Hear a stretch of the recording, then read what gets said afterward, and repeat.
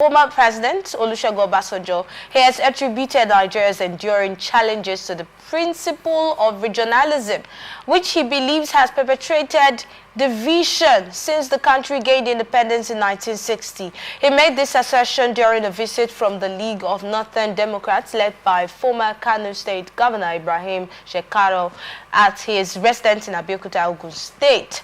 Obasanjo argued that the emphasis on regional identity undermines national unity, suggesting that the focus should be on what leaders bring to the table in terms of development and governance rather than their regional origin. He expressed discomfort with regional terminologies like North, East, West as they evoke division rather than national cohesion. The former president advised the visiting group to adopt a national identity such as National League of Democrats to foster inclusivity. But let's go back to his previous statement about regionalism. Instead of looking at where this person is coming from, actually look at his capacity. Would you agree that regionalism has really been one of the major causes of the problems we have in Nigeria, like his statement? I agree with the president, or the former president, because we tend to give people political offices based on where they come from, rather than what they bring to the table. And that's it. That's our problem. Even if the man is a Northerner, what will make the country work, then let's get him on board. I think we said something like this earlier about the Japanese people, how they bring in the smart people and the other foolish people will follow. Let's consider ourselves foolish. Let's put the smart man there. Ability to put, I used to tell people, the quality of a man can also be seen in the quality of his questions. Ability to make right decisions shows the quality of person you are. Ability to make the right decision. So if the country decides rightly, then it means that we are ready for something good. So I agree with Mr. President totally that, look, regionalism has spoiled a lot. Because let's come to the facts. Nigeria is a very diverse country. 523 languages spoken officially. When is everybody going to get to the point of proper representation, if you want to come to the details? When will the Kanuri man feel represented? When will the Ogoni man feel represented? When will this? When will that? So at the end of the day, you realize that Nigeria is an originally diverse nation. And that's why we always use the word unity in diversity when we talk about Nigeria, because as diverse as we are, we hold same resilience. As diverse as we are still the same black skin. So at the end of the day, Nigerians should look beyond regionalism. But don't you think this is going to cause more marginalization? In a way, it may cause more marginalization. And is that not division already? I agree with you. But the truth be told, if the man there is making it work, what is the row about? So are you saying that in this other region, they don't have someone who is smart enough who can make it work? You see, somebody would likely say the Nigerian problem comes from a lot of places. Our constitution, our this, our that, our that. Let me tell you, while many people feel underrepresented is because of the lack of decentralization.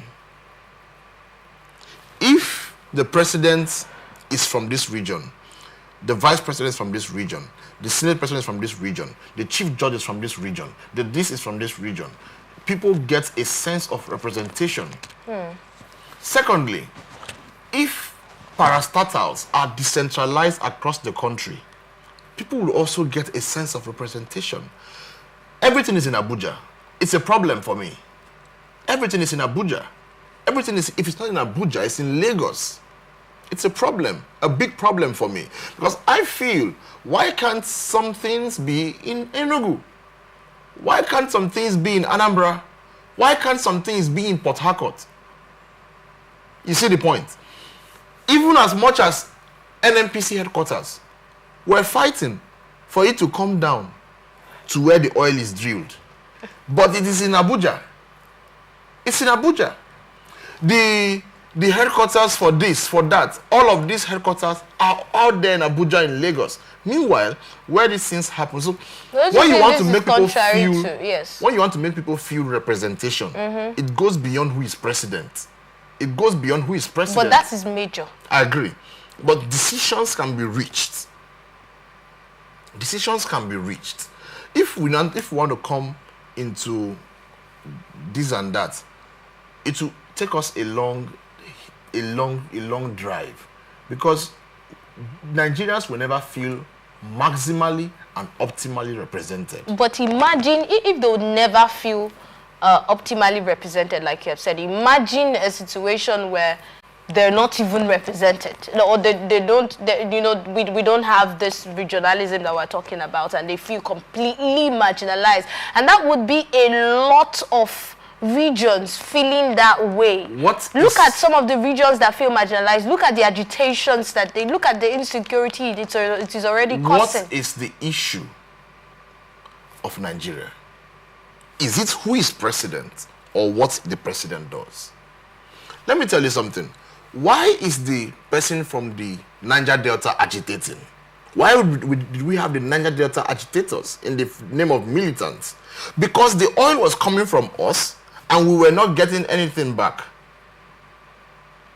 We laid a golden egg and we're not taken care of.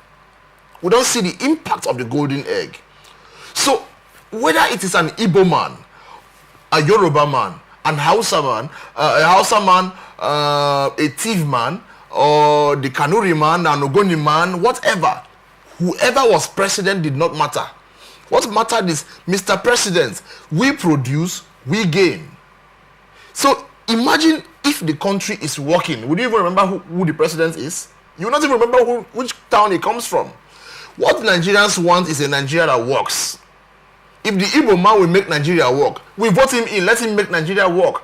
After 10 years, not that the Igbo side is working, the Hausa side is not working. Nigeria is working holistically. When Nigeria works holistically, nobody will remember the tribe of Mr. President.